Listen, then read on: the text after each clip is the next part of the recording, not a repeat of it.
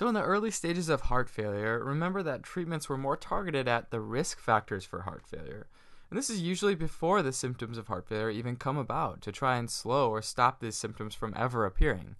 But in the later stages, when the symptoms associated with heart failure have already started to crop up, there's going to be a different set of medications that we might try and use that are aimed at treating and controlling these symptoms that have already started to affect the patient's quality of life. And two of the main symptoms we're going to target are congestion, or fluid buildup, and fatigue.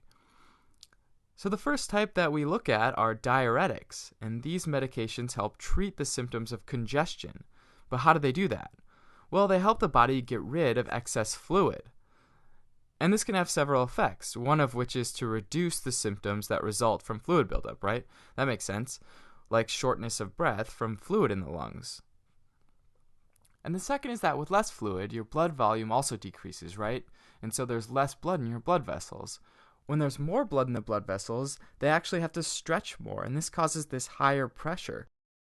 And so when you reduce this amount, one of the effects is actually a reduction in blood pressure. And this can potentially help keep heart failure from getting worse in the future. And so one of the primary types of diuretics used are aldosterone inhibitors. And from this name, we can see that these are probably going to inhibit aldosterone in some form, right? But what's aldosterone? Well, in short, it's this super important hormone that causes our body to retain sodium. And when we retain sodium, we also retain fluid. So, if aldosterone causes us to retain sodium in fluid, we'd expect aldosterone inhibitors to have the opposite effect. And that's exactly what it does. It helps remove excess fluid. So aldosterone inhibitors act as a diuretic that help reduce fluid buildup and therefore reduce the symptoms associated with fluid buildup. And the second type of medication that might be prescribed are calcium channel blockers.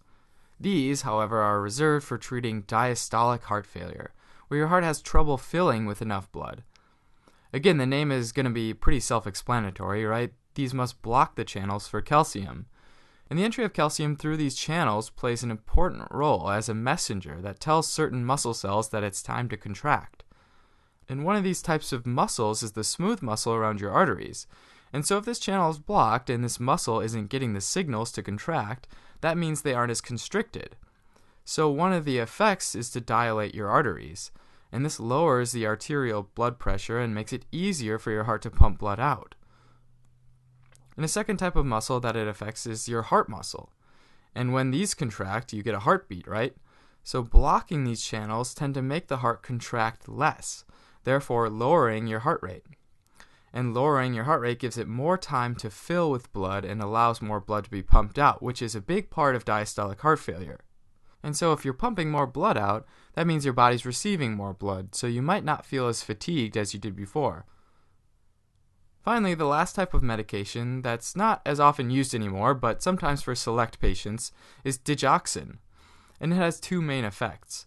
So the first effect is that it can increase the strength of your muscle contractions in your heart, so it makes the heart pump harder, and then it tends to slow down the heart rate, so sometimes it's used for patients that have uncontrollably fast heart rates, and it just kind of brings it down to a reasonable level. And so in addition to these just listed, the ACE inhibitors and the beta blockers described in the early stages video may also still be used to control blood pressure in the later stages.